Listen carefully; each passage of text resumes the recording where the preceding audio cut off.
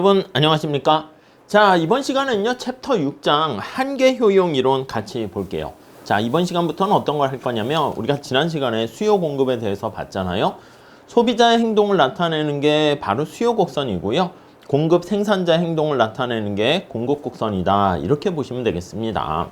그래서 우리는 그 수요 곡선이 우하향한다라고 말씀을 드렸었는데 왜 우하향하는 거야? 그거에 대해서 얘기를 해보려고 합니다. 그래서 가격이 하락하게 되면 사람들이 물건을 많이 사고 비싸지면 덜 사. 이걸 수요의 법칙이라 하는데 그거에 대해서 우리가 좀 자세하게 얘기하진 않았거든요. 그래서 엄밀하게 조금 수요 곡선이 왜 우하향하는가를 소비자의 행동, 선택을 보고 우리가 도출하려고 해요. 여기 보시면 마트에서 소비하는 많은 소비자들의 모습이 이렇게 담겨져 있습니다. 그래서 무엇을 어떤 걸 사는 게 가장 나한테 좋을까 뭐 그런 것들을 보면서 제일 좋은 선택을 하려고 한다. 이렇게 보시면 되겠죠. 자, 그래서 우리 교재 133페이지 가보시면 먼저 소비자 이론에 개요해가지고요 기본적인 내용을 한번 살펴보도록 할게요. 자, 우선 첫 번째 앞으로 우리가 보려고 하는 소비자 이론의 주요 내용이 어떤 건가 한번 보시면은요. 자, 우선 1번 개요 이렇게 할게요. 자, 소비자 이론에서는요 주어진 소득으로 주어진 동그라미 치세요. 만족을 극대화. 그러니까 지금 여기 소비자의 행동을 우리가 얘기하는 건데 소비자 입장에서 봤을 때 선택을 할 때 고민이 뭐라고요? 예, 그걸 우리가 제약 조건이라고 얘기할 건데요. 주어진 이렇게 돼 있습니다. 소득을 가지고 바구니에다가 내가 어떤 물건을 얼마나 담을 것인가, 어떤 물건을 담았을 때 가장 만족스러운가, 그래서 만족을 극대화하는가, 요거를 우리가 살펴보려고 합니다. 요게 바로 소비자의 선택, 이렇게 보시면 되겠습니다. 자, 그래서 옆에 이게 소비자의 선택 행위라고 나와 있죠. 그래서 요걸 살펴볼 거야. 그래서 소비자의 선택의 과정에 대해서 살펴볼 겁니다. 오케이? 이해 가시겠죠? 자, 그래서 거의 박스를 보시면 소비자의 합리성, 예산 제약 이걸 통해서 궁극적으로 수요 곡선 우하향하는 거 도출하는 게 우리의 목적이다 라고 보시면 되겠고요. 그러니까 여기서 이제 주어진 소득이라든가 시장에 갔을 때 가격이 주어져 있을 텐데 이 가격이 변하거나 소득이 변했을 때 만족을 극대화하는 이 소비량이 어떻게 변하는가 이걸 보려고 합니다. 자, 4번 보시면 소비자 이론은 개인들의 행동 결과로 나타나는 각종 경제 현상을 분석하는 데 있어서 여기 나와 있는 제약 조건, 목적식 이게 이제 모든 경쟁에서 활용됩니다. 자, 우리 앞에서 소비자가 소비를 통해서 만족을 얻는다라는 표현을 썼습니다. 여기 만족이라는 말 있죠? 근데 이거를 그냥 이제 일반적인 일상 용어 만족이라고 쓰기보다는 경작에선 이 표현 대신에 효용이라는 말을 쓸 거야. 그래서 효용과 효용 함수 이렇게 얘기할 겁니다. 자, 그러니까 이 어떤 바구니를 선택했을 때, 상품을 선택했을 때 그 만족의 크기를 값으로 연결해서 함수 관계로 나타내도록 할 겁니다. 그래서 먼저 첫 번째 거기 보시면 효용이란 효용을 우리가 유틸리티라고 얘기해요. 그래서 U라고 많이 쓸 겁니다. 근데 유틸리티는 자, 거기 옆에 보시면 소비자들이 재화 또는 서비스를 소비할 때 얻는 주관적인 만족의 크기야. 여러분, 만족이라는 게 우리가 객관적으로 측정할 수 있습니까? 그러니까 말 그대로 주관적입니다. 그래서 주관적인 만족의 크기를 숫자로 이제 나타내게 되는 겁니다. 자, 효용은 소비자 행동의 원리를 분석하는 데 있어서 가장 기본적인 방법이 되고요.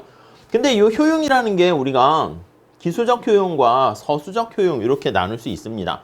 기술적이라는 것은 측정할 수 있다는 것이고 서술적이라는 것은 말 그대로 상대평가처럼 순서만 나열하게 되는 거예요. 자, 그래서 두 번째 한번 볼게요. 개념 받고 이렇게 밑에 기술적 효용과 서술적 효용 이렇게 있죠. 자, 기술적 효용. 자, 이거는 측정이 가능한 거야. 서술적 효용. 이거는 측정하기보다는 그 값을 알기는 어려운데 약간 순서는 알 수 있습니다. 그러니까 무슨 말씀이냐면 당신은 키가 얼마입니다. 이렇게 해서 키를 측정할 수 있잖아. 몸무게를 측정할 수 있잖아. 근데 그거 말고 서술적은 키는 측정할 수 없는데 키 순서대로 나열할 수는 있는 거야. 그래서 거기 한번 보시면 측정의 절대적인 수치가 의미가 있는, 자, 귤의 효용이 100이고 사과의 효용이 200이다. 그러면 귤과 사과의 효용, 그 차이, 100만큼 차이 나는 건 등등 그런 걸 알 수가 있어요. 어떤 두 사람이 있어요. 뭐 형하고 동생이라 할게. 그럼 얘가 10살이고요. 얘가 4살이야. 이렇게 되면 둘의 나이 차가 6살이 나는군. 아니면 얘가 5살일 수도 있고, 이렇게 되면 나이 차이가 5살이군. 그렇게 다 숫자로 측정할 수 있으면 그게 바로 기수적 효용이고요. 서수적 효용은 네가 형이니? 네가 동생이니? 이런 것만 알 수가 있어. 첫째, 둘째 그것만 알 수가 있는 거예요. 순서만, 순위만. 이해 가시죠? 근데 우리는 나중에 보겠지만 기수적 효용이 좋긴 좋을 거야. 소비했을 때 얻게 되는 만족의 크기를 측정할 수 있으면 좋은데 측정하기가 쉽지 않죠. 그렇기 때문에 우리는 바구니 중에서, 아니면 여러분들이 시험을 봐. 우리가 이제 보통 학교에서도 성적을 매길 때 보면 상대평가할 때는 내가 몇 점 받았는가 이게 중요한 게 아니라 절대평가는 절대적인 점수가 중요한 건데, 요거는 상대평가란 말이야. 만약에 A를 30%까지 학점을 줄 수 있다 그러면 30% 안에 들어가느냐? 이게 중요하게 되는 것이죠. 자, 오디너리라는 것은요, 측정치의 절대적인 값은 의미가 없고요. 순서만 의미가 있는. 오케이, 그 정도만 보시죠. 자, 우리가 효용이라는 걸 값으로 매기려고 합니다. 그래서 효용 함수로 부여를 할 거야. 우리가 이제 보통 소비자는 여기 보시면 선택을 하는 거잖아. 그때 어떤 프리퍼런스라는 선호가 있습니다. 당신은 사과가 있고 바나나가 있습니다. 그러면 이렇게 선호한다라는 것을 부등호로 표시합니다. 오케이? 이해 가시겠죠? 저는요, 바나나보다는 사과를 선호합니다. 이렇게 된다고요. 근데 우리가 이게 한 2-3개 있을 땐 상관없는데 100개의 과일이 있는데 얘가 얘보다 선호하고 얘가 얘보다 선호하고 얘가 얘보다 선호하고 이러면 정신이 없단 말이지. 그래서 우리가 100명의 학생이 수업을 듣는데 여기 나와 있는 것처럼 순서대로 쭉 나열해서 하려고 했더니 이게 정신이 없는 거야. 그래서 우리는 여기 나와 있는 것처럼 효용이라는 값을 부과해서 함수로 만들게 될 겁니다. 그걸 효용 함수라고 얘기해요. 사과를 먹었을 때 유틸리티 해서 만족의 크기를 측정하고요. 바나나를 먹었을 때 만족의 크기를 측정을 해. 사과를 먹었을 때 만족의 크기가 10이고 바나나 먹었을 때 만족의 크기가 5면 이런 식으로 값을 부여하면 바나나를 먹었을 때보다 사과를 먹었을 때가 만족의 숫자가 더 크다. 그럼 더 선호한다. 이렇게 보시면 되는 거죠. 이해 가시겠죠? 아니 그러니까 이렇게 효용함수로 표현하게 되면 여기에 무수히 많은 상품이 있더라도 순서를 나열하기에 어려움이 없어요. 그 다음에 우리는 궁극적으로 이제 선택이라는 이 행동으로 옮기게 됩니다. 요렇게요. 자, 그래서 여기 나와 있는 것처럼 사과를 먹었을 때가 바나나 먹었을 때보다 만족이 크잖아. 그럼 어떻게 한다? 맞습니다. 사과를 초이스해서 선택을 하는 행동을 옮기게 된다라고 보시면 되겠습니다. 오케이, 이해 가시겠죠? 요 정도 체크 정리하시면 되겠습니다. 그래서 거기 보시면 효용 함수는 재화의 소비량과 효용과의 관계를 함수 관계로 나타내고요. 이게 바구니에다가 재화가 하나만 있으면 거기 있는 것처럼 x 하나만 있고요. 2개면 x, y, n개 있으면 x1, x2, xn까지 이렇게 표현할 수 있습니다. 근데 우리가 칠판에 그림을 그려야 되기 때문에 2개만 있다 이렇게 상정할 거예요. 그래서 거기 보시면 예를 들어 효용함수가 곱하기로 되어 있다. 여러분들 이렇게 한번 생각을 해보시면 좋겠습니다. 학교에서 성적을 매기는 거 한번 생각을 해볼게요. 성적을 매겨요, 교수님이. 성적을 매기는데 여러 가지 중간고사, 기말고사, 출석 뭐 등등등 있겠지만 저 같은 경우에는 그냥 중간고사랑 기말고사를 가지고 성적을 매겨요. 중간고사 시험 성적, 기말고사 시험의 성적 이렇게요. 그래서 이제 어떤 학생이 더 잘했는가 했을 때 점수를 부여해서 성적 분포, 성적의 점수를 부여해서 높은 학생 순서대로 뾰족한 학점을 주게 되는 거죠. 이해 가시죠? 근데 교수님들에 따라서는 여러분 어떻게 성적 매겨요? A라는 교수님은 어떻게 성적을 매깁니까? 라고 하면요. 중간고사 성적과 기말고사 성적을 이렇게 합해서 최종 성적으로 낼 수도 있어. 뭐 중간고사 50, 기말 50이면 2개 더해서 100. 아니 평균해서 2로 나누면 되겠죠. 아니면 중간고사 10, 기말고사 90이면 합쳐서 역시 100. 이런 식으로. 근데 교수님들에 따라서는 성적을요 곱하기로 나타낼 수도 있어. 이해 가세요? 중간고사 성적과 기말고사 성적을 곱하기로. 그러니까 이건 룰이 다른 거잖아. 곱하기다 보니까 중간고사를 잘 봐도 성적이 잘 나올 거고 기말고사 잘 봐도 성적이 잘 나올 겁니다. 그래서 곱하기로 할 수도 있고 루트를 할 수 있고 다양한 방법이 있고요. 어떤 교수님 같은 경우에는 좀 소금같이 짠 소금 교수님은 어떻게 되냐면 중간고사랑 기말고사 성적 중에서 이렇게 쓸 거야. 더 작은 점수가 최종 성적 이렇게 할 수도 있습니다. 그러니까 중간고사를 만약에 100점 받았어. 근데 기말고사 10점 맞잖아? 그렇게 되면 어떻게 됩니까? 왜 나의 최종 성적은 기말고사 작은 건 10점이 되는 거예요. 이게 이제 레온티에프 효용함수 이렇게 할 겁니다. 교수님에 따라서는 또 이렇게 될 수도 있지만 여러분들이 무슨 뭐 영어 성적, 토익 성적 이런 거 낼 때는 어떻게 합니까? 교수님 중에서 D 교수님은 반대로 중간고사, 기말고사 성적이 있잖아. 중간고사, 기말고사 성적이 있는데 그때 잘 본 성적을 최종 성적으로 하시는 분도 있을 거예요. 만약에 중간고사를 내가 100점 맞았어. 기말고사 10점 맞았어. 그럼 나의 최종 성적은 어떻게 됩니까? 100점 이렇게 된다고. 이해 가시겠죠? 그러니까 이 효용함수라는 것은요. 각각의 중간고사, 기말고사 성적을 어떻게 이렇게 약간 합계해서 우리가 최종 성적으로 산출하는가 그 방법인데 이거는 다 교수님의 취향에 따라 다르겠지. 마찬가지입니다. 바구니에 X제랑 Y제라는 두 제화가 있어. 사과랑 바나나가 있는데 그랬을 때 어떻게 소비했을 때 만족이 어떻게 되는가 그걸 나타낼 때는요. 더하기일 수도 있고 곱하기일 수도 있고 다양하게 될 수 있다라고 생각하시면 되겠습니다. 오케이? 이해 가시겠죠? 거기는 곱하기로 만약에 돼 있다라고 하면 X 곱하기 Y야. 거기 이렇게 만약에 B와 같이 성적을 매겼으면 만약에 X를 2개, Y를 10개, 중간고사 2점, 기말고사 10점 이러면 곱해서 20점이 나의 최종 성적이다. 뭐 그렇게 보시면 되겠습니다. 자세한 얘기는 또 다음에 뒤에 자세하게 또 하도록 하겠습니다. 자, 그 다음에 세 번째 보시면 소비자 이론의 전개가 어떻게 됐나 한번 살짝 볼게요.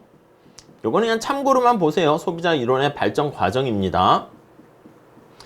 자, 처음에는요, 소비자 이론에서 한계 효용 이론 해가지고, 우리가 이제 기수적 효용 이론 이렇게 얘기합니다.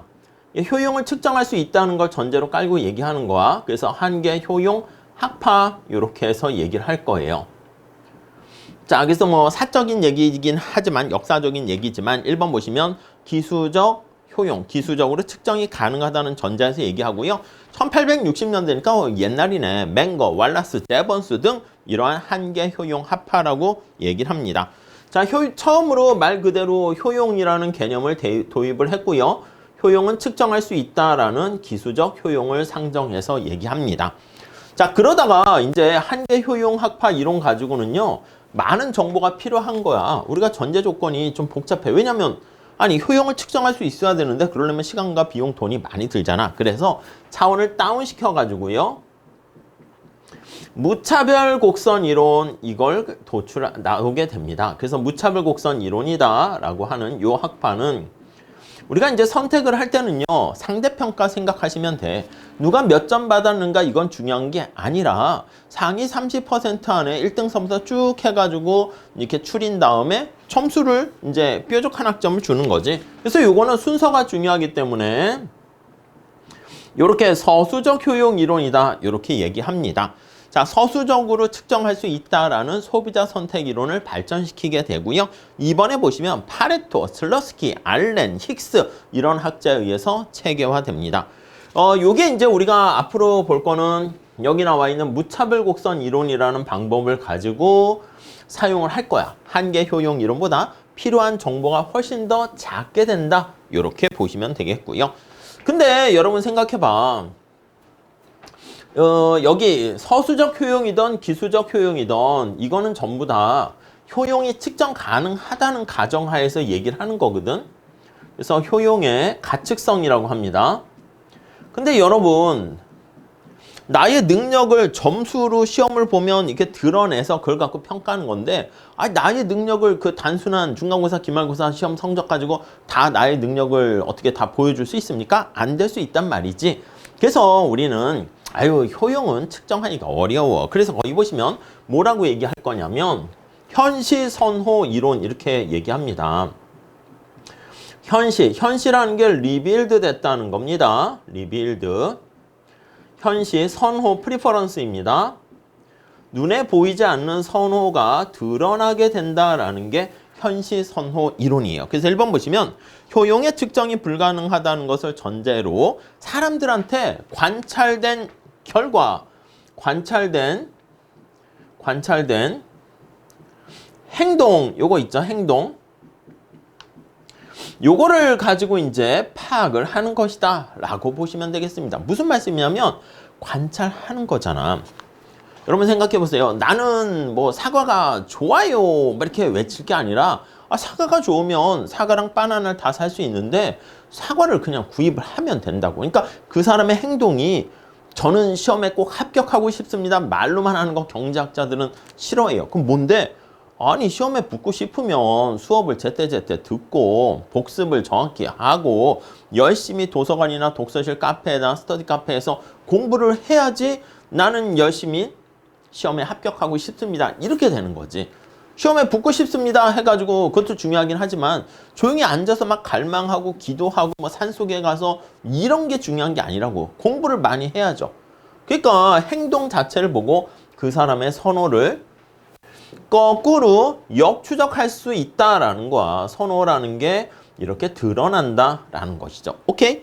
자, 그래서 거기 보시면 2번 효용의 개념을 이용하지 않습니다. 그래서 기존의 소비자 이론인 한계 효용 학파나 무차별 곡선 이론과는 구별이 되고요. 그래서 현시 선호 이론도 우리 하나의 챕터로 하긴 해요. 사멜슨, 후스테커 이런 사람들에 의해서 발전하긴 하는데 약간 문제로 자주 출제되진 않습니다. 그래서 우리가 공부를 할 때는 여기 나와 있는 무차별 곡선 요거 있죠? 요걸 중심으로 보시면 될 것 같아요. 그 다음 이제 여기서 이제 조금 더 발전된 게 또 기대 효용 이론 이렇게 있습니다. 자, 기대라는 게 약간 불확실성 하에서 뭔가 확률을 얘기하는 겁니다. 어떤 효용의 가치라든가 크기라든가 이거를 확률을 고려해서 분석을 하게 됩니다. 자, 1번 볼까요? 선택의 결과에 대해서 자, 기대를 합니다. 이게 불확실성 하에서 선택 이렇게 보시면 되겠어요. 여러분 우리가 어떤 의사결정이나 선택이나 시험 공부를 할까 말까 할 때도 고민할 때 늘 문제가 뭡니까? 아니 내가 이 시험을 보면 좀 잘 붙을 수 있을까? 합격할 수 있을까? 이런 거. 미래에 대한 선택에 대한 정보를 다 알고 있으면 그럼 사실 뭐 큰 고민거리가 없을 거야. 근데 여기서는 다 우리가 확실성하에서 얘기를 하는 건데 현실에서는 이렇게 불확실성하에서 정보가 없는 상태에서 선택하는 경우가 많습니다. 자, 그래서 거기 보시면 불확실성이 존재할 때 기대 효용을 중심으로 해서 선택을 하게 되고요. 그래서 2번 천재 중에 천재라고 하는 폰 노이만과 모르겐스테른과 같은 학자들에 의해서 이제 발전하기 시작했고요. 보험 시장도 그렇고 위험이 존재하는 불확실성과 위험 같게 볼게요. 그래서 위험이 존재하는 그런 시장에서 보험 시장, 도박 시장 그런 것들을 관심 대상으로 하게 됩니다. 오케이, 이 정도 봐주시면 될 것 같고요. 자, 그래서 구체적으로 이제 좀 총효용과 한계 효용 해가지고 개념을 좀 잡아보도록 하겠습니다. 자, 한계 효용 이론의 기본 가정 이렇게 얘기를 할게요. 자, 이거는 가정이긴 한데 사람들이 어느 정도 납득하는 가정이라 보시면 되겠습니다. 자, 우선 소비자의 합리성 이렇게 얘기합니다. 소비자가 정신 나간 게 아니라 합리적이라는 것은 말 그대로 레셔널하다라는 것은 최소의 비용으로 최대 효과를 얻게 되는 그런 걸 얘기할 거고요.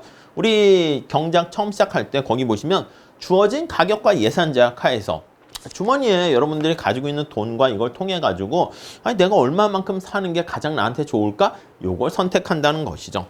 자, 그리고요. 기수적 효용을 상정합니다. 우리 앞에서 기수적 효용이라는 것은 기수적, 서수적 효용이 있다고 그랬는데 이 기수적이라는 것은 측정이 가능하다 이렇게 생각하시면 되겠습니다. 오케이? 이해 가시죠? 자, 그 다음에 화폐의 한계 효용이 일정하다 이렇게 얘기할 겁니다. 살짝 넘어가셔도 됩니다. 그리고 한계 효용이 체감한다 이렇게 얘기할 거예요.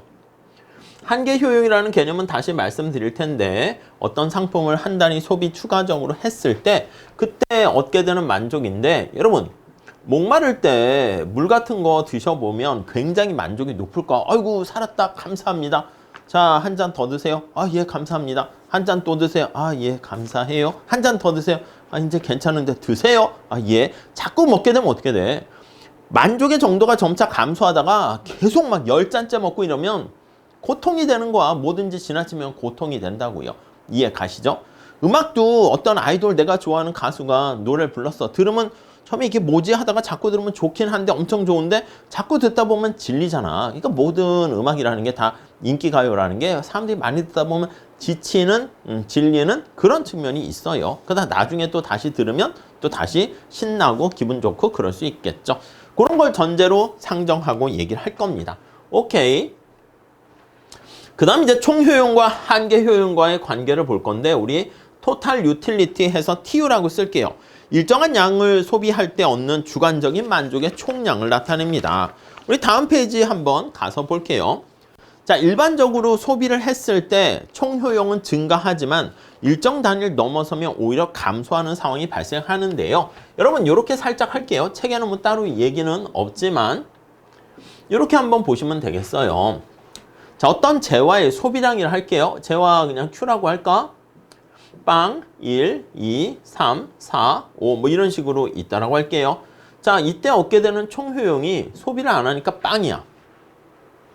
하나 먹었을 때 만족이 5, 9, 12, 14, 그 다음 14, 그 다음 12 이렇게 되었다고 할게요. 자, 이렇게 되면은 점차 소비를 했을 때 만족이 증가하다가 이제 4개, 5개 되면 맥스가 되고 6개째 되면은 효용이 여기 나와 있는 것처럼 12로 줄어들게 됩니다. 이거 그래프 살짝 한번 그려볼게요. 우리 책에서는 좀 일반화 시키려고 이렇게 표현을 했는데 자, 여기 소비를 했을 때 1개, 2개, 3개, 4개, 5개, 6개 막대 그래프로 할게요. 여기다가 Q라고 하고 여기다가 총효용이라고 합시다. 오케이? 이해 가시죠?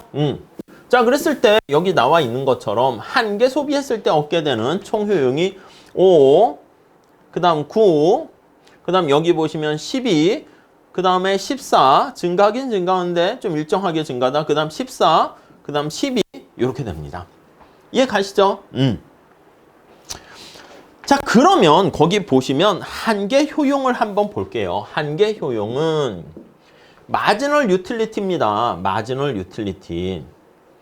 마지널이라는 것은요. 우리가 이렇게 정리할게. 한계라는 것은 경작에서는 늘 한계라는 말이 나와서 이제 한계로 시작을 하는데 어느 정도 한계를 느끼다가 이제 그만둔다 이런 얘기가 있는데요.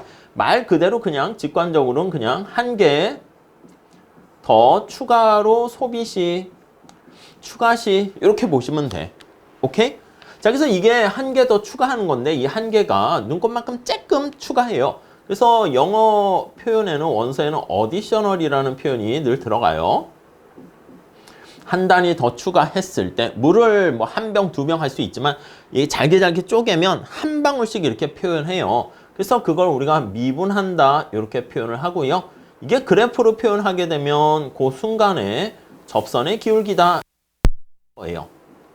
미분이라는 게 어떤 관심 있는 변수가 눈곱만큼 조금 변화했을 때 그걸 나타내는 거잖아요. 오케이? 자, 그러면 여기다 한번 표현해 볼까? 한계 효용은 어떻게 되는가? 이렇게 표현을 해보면요. 이렇게. 자, 여기 보시면 소비를 하는데 이렇게 한 단위 추가적으로 소비를 합니다. 그럼 효용이 얼마나 이렇게 증가했습니까? 라고 하면 플러스 5 이렇게 되고요. 이해 가시죠? 그냥 이거야. 그러면 여기서 한 개째에서 2개째로 한 단위 더 소비를 합니다. 그럼 효용이 어떻게 됩니까? 하면은 플러스 4 이렇게 되고요. 추가적으로 증가하는 거 보시면 되겠어요. 요거는 9에서 12 그만큼 얼마나 증가합니까? 플러스 3, 플러스 빼도 상관없겠고 여긴 플러스 2, 여기는 어떻게 돼요? 14에서 14니까 빵, 여기는 마이너스 2 이렇게 되는 걸 알 수가 있겠습니다. 오케이, 이해 가시겠죠? 그러니까 한계 효용이라는 것은 요걸 나타냅니다. 여기로 표현하게 되면 하나 소비했을 때 얻게 된 추가적인 효용 요거요. 5. 오케이. 두 개째는 4. 4가 이만큼이야. 오케이. 세 개째는 3. 이만큼이고. 오케이. 이거 좀 잘못됐네. 5, 9, 12. 이렇게 하고 그 다음 14 요만큼 되고 그냥 여기서는 그대로고 그 다음 여기서는 어떻게 돼요? 여기서 오히려 마이너스가 되는 거죠. 이렇게 한계 효용이 마이너스 2 오히려 효용이 감소하는 거 알 수가 있겠습니다. 자, 이거를 그래서 그림으로 밑에다가 한계 효용을 한번 나타내 본다라고 할게요. 그래서 한 개째, 두 개째, 세 개째, 네 개째, 다섯 개째, 여섯 개째 이렇게 있으면 지금 여기 나와 있는 것처럼 첫 번째 요거 높이가 요거랑 같은 거지. 5, 4, 3, 2, 1 이렇게 만들었어. 여기는 없고 그 다음엔 여기는 마이너스 이렇게 되는 거 알 수가 있겠죠. 이해 가시죠? 예. 그래서 여기는 한계 효용이 마이너스다라고 하면은 총 효용을 깎아먹게 됩니다. 그리고 한계 효용이 0보다 크잖아. 0보다 커. 그럼 총 효용은 증가합니다. 증가하는데 한계 효용이 이렇게 점차 작아지잖아. 그럼 총 효용은 증가하는데 체감적으로 증가한다. 이렇게 보시면 돼. 이 계단의 높이가 점차 이게 산등성이가 약간 낮은 언덕의 그런 모습이 돼요. 만약에 한계 효용이 이게 점차 커지게 되면 이게 이런 식으로 되는 걸 알 수가 있겠죠. 오케이? 이해 가시죠? 자, 그래서 우리 책에 거기는 세 가지를 다 공부를 하기 위해서 했는데 이렇게 한번 보세요. 이렇게 한번 보시면 이게 X제를 소비했어요. 아니면 Q 소비량인데 총 효용이 어떤가? 지금 여기서는 이런 식으로 해놨고요. 만약에 총 효용이 어떤가? 얘는 이런 식으로 되는 거 알 수가 있고요. 얘는 총 효용이 어떻게 됩니까? 그럼 얘는 이런 식으로 되는 가파른 산의 모양이라고 할게요. 이해 가시죠? 그 얘는 어떻게 돼? 얘는 이렇게 체감적으로 증가하는 거지. 이런 형태가 됩니다. 이게 우리가 여기 나와 있는 것처럼 Q라는 사과라는 X제라는 소비를 한 단위 증가시켰을 때 이게 눈곱만큼 증가시켰을 때 요거야. 증가시켰을 때 그게 바로 접선의 기울기가 되는 거예요. 그래서 우리가 접선의 기울기라는 게 바로 그거야. 접선의 기울기. 한계 효용이 기울기가 작아지네. 체감되는 거고요. 얘는 어떻게 됩니까? 접선의 기울기가 그렇지. 여기 보시면 얘는 일정하다는 것을 알 수가 있고요. 얘는 접선의 기울기가 가파르게 된다는 것을 알 수가 있겠습니다. 이해하시겠습니까? 자, 그래서 다시 한번 볼게요. 자, 동그라미 3번 위에 총 효용 봐볼게요. 자, N 단위의 재화를 소비할 때 여기 한번 볼까요? 여러분, 만약에 내가 3개를 소비할 때라고 한번 생각해 볼게. 그럼 3단위의 재화를 소비할 때, 3개 소비할 때 이때 얻게 되는 총 효용은 12 이렇게 됩니다. 12 이렇게 되지. 근데 요거는 우리 3개까지 먹었을 때 한계 효용의 합 아니야? 5, 4, 3 이렇게.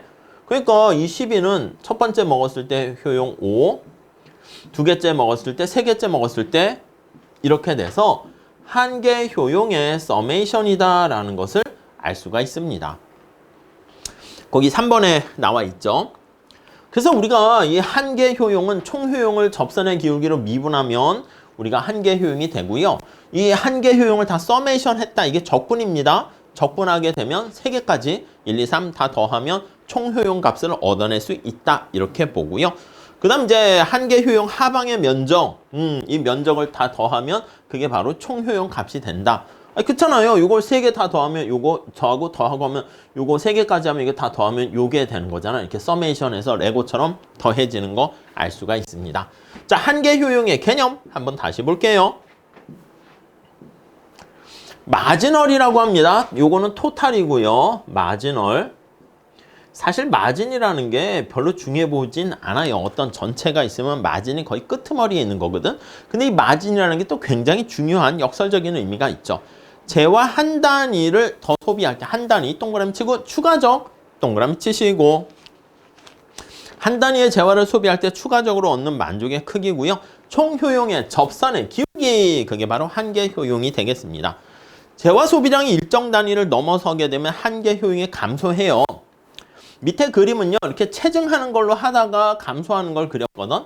원래 그렇긴 하죠. 우리가 물 마실 때도 물 한 잔 마시면 우와, 두 잔째 더 만족이 올라가고 그렇게 되다가 어느 순간에 궁극적으로는 한계 효용이 이렇게 점차 감소하는, 한계 효용이 추가적인 거잖아. 그래서 감소하는 상황이 오게 되는데 그때가 우리의 최적 선택을 구하게 돼서 그걸 전제로 많이 얘기할 거야. 그래서 한계 효용이 체감하는 법칙 이렇게 얘기할 겁니다. 박스에 나와 있는데 앞으로 자주 볼 겁니다.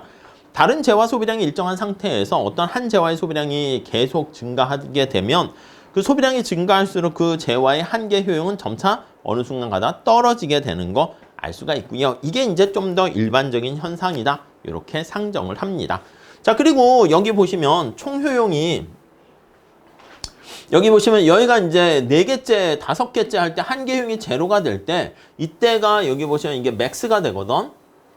총 효용이 극대가 되는 상황은 어떻게 됩니까? 하면 한계 효용이 제로인 상황이다. 네, 그런 것도 알 수가 있습니다. 그래서 이게 이제 첫 번째 우리가 하나의 특징이라 그러면 두 번째 특징은 한계 효용이 제로일 때 그때 총 효용이 맥스가 된다. 이런 것도 알 수가 있게 됩니다. 오케이, 그 정도 봐주시면 되겠습니다. 자, 우리 137페이지에 거기 보시면 총 효용과 한계 효용 해가지고요. 지금 제가 말씀드린 그게 거기 나와 있습니다. 9, 7, 5. 그래서 이걸 다 더한 게 바로 총 효용이다 라는 거 알 수가 있고요. 그리고 또 하나의 재미난 특성은 뭐냐면, 아니 여기 뭘까요? 이건 다 한계 효용이 0보다 크지 않습니까? 색깔이 확 들어오지 않네요. 자, 그러면 무슨 색깔로 할까? 이걸로 할까요? 똑같네. 이걸로 합시다. 이렇게 한계 효용이 0보다 크잖아. 이렇게 이거이면 소비를 했을 때 거기서 얻게 되는 만족이 플러스가 된단 말이야. 그럼 총 효용은 어떻게 된다? 총 효용은 증가한다라는 것을 알 수가 있고요. 한계 효용이 제로가 되면 총 효용이 극대고요. 여기 마이너스 2 나와 있는 것처럼 한계 효용이 0보다 작아요. 이거이면 그럼 총 효용은 점차 감소한다라는 것을 알 수가 있겠습니다. 오케이, 그 정도 봐주시면 좋겠습니다. 자, 이렇게 돼가지고 이제 우리가 소비자의 균형 이걸 볼 겁니다. 자, 우선 소비자 균형 1번 개념 볼게요. 개요라고 할게요. 자, 소비자의 균형이란 요거요. 소비자가 어떤 상태에 도달했을 때, 여러분 균형이라는 말 다시 한번 체크해 보세요. 소비자가 어떤 상태에 균형이 도달하게 되면, 그랬을 때 균형이라는 것은 그 선택점에서 더 이상 변화할 만한 요인이 없는 상태가 균형이다. 이렇게 얘기합니다. 그래서 주어진 예상 제약하에서 소비자의 효용이 극대되는 상태예요. 그래서 우리는 이걸 제약식이라고 쓸 거야. 제약식. 앞으로 뒤에 계속 얘기할 겁니다. 주로 이제 예산 제약식 이렇게 얘기할 거예요. 예산 제약식. 자, 주어져 있는 예산 제약 하에서 목적식 이렇게 얘기할 겁니다. 효용 극대화하는 선택 이렇게 얘기할 겁니다. 효용을 극대화하는 선택 이렇게요. 오케이. 자, 그래서 효용이 극대된 상태가 되었을 때 그럼 더 이상 변화할 만한 요인이 없잖아요. 그래서 2번에 한계 효용 균등의 원리 있는데 그건 하지 마세요. 그러니까 이걸 그대로 고스텐의 제1리 법칙 해서 얘기할 건데 이거는 뒤에 무차별 곡선과 예산선 가지고 MRS가 PI분의 PX 그걸로 할 거거든. 그러니까 여기서는 하지는 않을 거야. 더 세련된 표현을 살펴볼 거니까 요거는 이런 거 앞으로 볼 거구만 하고 정리를 하시면 되겠고요. 138페이지도 마찬가지입니다. 한계 효용 균등의 원리 있는데 하지는 않을 거야. 아시겠죠? 뒤에서 할 겁니다. 뒤에서 무차별 곡선과 예산선을 가지고 우리가 할 거니까 여기서는 보지 않도록 할 겁니다. 자, 그래서 4번에 보시면 수요 곡선을 도출하는 건데 똑같습니다. 이 수요 곡선 도출하는 게 한계 효용 균등의 원리를 이용해 가지고 도출할 건데 이걸로 안 할 거야. 그러니까 살짝 넘어가시죠. 139페이지도 넘어가세요. 당연히 소비자의 소비량이 늘어날수록 수요 곡선 자체가 소비자가 얻게 되는 한계 효용이 감소해서 지불할 용의가 있는 게 떨어진다. 뭐 이런 것들 얘기할 건데 하지 말도록 합시다. 오케이. 자, 넘어가시고 140페이지 가보시면 가치의 역설 이렇게 얘기합니다. 자, 이게 어떤 개념을 갖고 있는가라고 하면요. 여러분, value라는 가치는 이게 어떻게 측정될까요? 골동품의 가치, 여러분들의 가치, 사람의 가치, 이게 사실 주관적이고 측정하기가 쉽지 않습니다. 그래서 아담 스미스가 뭐라 그랬냐면, 윤리학자예요, 원래. 경제학의 아버지 이렇게 얘기하지만 아담 스미스가 국보론이란 책에서 보니까 자, 물하고 다이아몬드가 있어요. 물과 다이아몬드가 있는데 아니 여러분들은 둘 다 물 한 박스랑 물 이렇게 바스켓 하나랑 한 바구니랑 다이아 한 바구니가 있어. 어떤 거 선택하실래요? 다이아지 뭐 다이아. 진짜 다이아. 왜요? 아니 다이아가 우리 생명에 꼭 필요해? 그건 아니라고. 그러니까 아담 스미스가 가치를 살펴봤는데 물은 가격이 시장에서 이상하게 낮아. 우리 생활에 꼭 필요한데. 오케이? 그래서 거기 나와 있는 것처럼 이렇게 가치를요 한번 살펴본 거야. 우선 사용가치라고 이렇게 돼 있습니다. 우리 생활에 꼭 필요한 사용가치를 봤더니 물이 생활에 더 사용가치가 높아요. 오케이? 근데 교환 밑줄 치고 시장이라고 보시면 되겠죠? 시장에서 우리가 평가받는 교환될 때 가치를 살펴보면 어떻게 물과 다이아 중에서 어느 게 커? 다이아가 훨씬 더 크단 말이지. 다이아의 압승 이렇게 된다고요. 그러니까 아담 스미스 입장에서 아니 우리 생활에 꼭 필요한 물이 더 사용 가치는 높은데 왜 다이아가 더 가치가 시장에서는 높게 평가될까? 여러분들은 이유를 알고 있어. 왜요? 그렇지. 희소성 때문에 그런 거 아니겠습니까? 그러니까 시장에서 평가받는 가치는요. 우리 경작 처음 시작할 때 자원의 희소성 이게 중요하다고. 손흥민 선수가 왜 그 팀에서 가치가 높습니까? 손흥민 같은 선수가 없으니까 그렇지. 손흥민 같은 선수가 막 널렸어. 너무 많어. 그럼 손흥민의 가치는 원래 정해져 있는 거지만 절대 가치는 상대적으로 시장에서 평가받는 가치는 떨어질 수밖에 없다는 것입니다. 이해 가시죠? 그래서 아담 스미스는 아니 여기 나와 있는 우리 생활에 꼭 필요한 물이 가치가 시장에서 없네 해서 이거를 가치의 역설이다, 패러독스다 이렇게 이름을 붙였습니다. 자, 그래서 이걸 어떻게 설명했습니까? 라고 하면 아담 스미스는 이걸 설명하지 못했어요. 그래서 뒤에 등장하는 한계 효용 학파가 등장하는데 이 한계 효용 학파에서 이 문제를 해결하게 됩니다. 자, 1번 볼까요? 아담 스미스가 말하는 사용 가치는 재화 소비에 따른 만족을 의미합니다. 그래서 한계 효용 학파는 뭐라고 얘기하냐면 여기에 나오는 사용 가치는 뭐에 의해서 결정됩니까? 하면 끝에 총효용 토탈 유틸리티에 해당하게 된다. 이렇게 이야기하고요. 오케이. 그리고 반면에 여기 나와 있는 시장 가치다. 이렇게 되는 것은 교환 가치는 뭐에 의해서 결정되냐면 마지널 유틸리티인 한계 효용에 의해서 결정된다. 이렇게 얘기를 하는 것이죠. 한계 효용. 자, 그래서 이 문제를 해결하게 됩니다. 한계 효용이라는 그 마지막 한 단위의 희소성을 뜻합니다.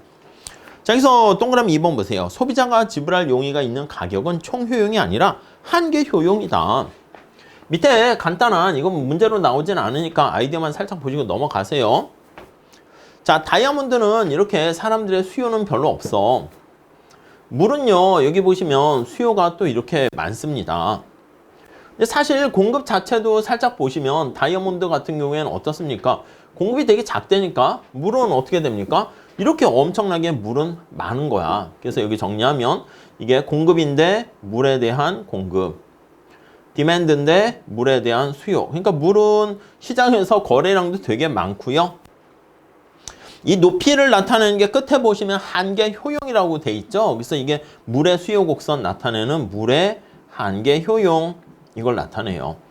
그래서 총효용은 여기까지 전체를 나타내는 게 총효용이 되거든요. 그래서 여기서부터 이렇게 돼서 이게 물의 총효용 이렇게 되고요. 이게 다이아란 말이야. 다이아. 그래서 다이아의 수요 곡선이고 다이아의 사실 책에는 뭐 공급 곡선은 언급 안 했는데 저는 살짝 직관적인 아이디어를 위해서 언급은 했어요. 그래서 이렇게 가격도 이렇게 형성되고 물 가격은 여기 그러니까 다이아에 대한 한계 효용은 이 전체 면적이지만 총 효용은 전체 면적이지만 한계 효용은 지금 말씀드리는 것처럼 이거 높이 요게 시장 가치라는 거야. 요게 물의 시장 가치는 요거고. 그러니까 너무 많기 때문에 그렇지. 그래서 자원이 만약에 물도 이렇게 희소하다 할게. 물도 다이아만큼 희소하면은 물의 가치는 이렇게 굉장히 높게 되는 걸 알 수가 있겠죠. 자, 그래서 정리하면 141페이지 3번. 그러므로 여기선 직관력을 키우세요. 사용 가치는 총 효용에 의해서 결정되는 건데 물이 굉장히 높아. 우리 생활에 꼭 필요해. 근데 교환 가치는 시장에서 낮을 수 있어요. 다이아가 희소하기 때문에. 오케이? 자, 그래서 4번에 그림 물과 다이아몬드의 한계 효용 곡선을 나타내고요. 물과 다이아의 부존량이 동일해. 만약에 물도 지금 얘기한 것처럼 공급이 이렇게 적게 되면 가격이 훨씬 더 높다는 거 알 수 있겠지. 근데 물은 되게 지천지 어떻게 보면은 많이 있잖아요. 물론 이제 환경이 오염돼서 깨끗한 물, 깨끗한 공기 이런 거 되면 이제 시장에서 거래가 되고 가격이 높게 평가가 될 수 있겠죠. 자, 5번 보시면 실제로 물의 존재량이 많기 때문에 이해 가시겠죠. 그래서 물의 한계 효용은 낮게 되고 시장에서 평가되는 가격은 작아지게 됩니다. 자, 그래서 우리가 가치의 역설이라고 했는데 역설이라는 게 패러독스라는 게 거기 보시면 역설이 아니라 우리가 잘 몰라서 그렇지 잘 살펴보면 맞는 얘기다. 이렇게 보시면 되겠습니다. 자, 한계 효용 이론의 세 번째 한번 보시면 비판 이렇게 나와 있습니다. 비판은 별거 아니고요. 거기 보시면 효용의 가측성. 아니 말이야. 효용은 주관적인 그런 얘기인데 측정할 수 있냐? 그렇게 기술적으로 측정할 수 있다는 거에 대한 비판이 있을 수 있고요. 화폐 한계 효용도 화폐도 여러분 돈도 한계 효용이 체감할 수 있는데 얘네들은 화폐 한계 효용은 일정하다라고 이렇게 상정하고 얘기를 합니다. 오케이, 이해 가시겠죠? 그래서 뭐 그런 것들이 비판을 받고 있고요. 밑에 Q&A는 풀지 않을 겁니다. 왜냐면 이 Q&A는 저 뒤에 무차별 곡선 이론에서 조금 더 자세하게 우리가 디테일하게 살펴볼 거기 때문에 그럼 이런 문제들은 똑같이 더 쉽게 풀 수가 있어요. 아시겠죠? 자, 이렇게 해서 우리가 한계 효용 이론에 대해서 챕터 6장 마무리 짓고요. 다음 시간에 챕터 7장 같이 공부하도록 하겠습니다. 감사합니다.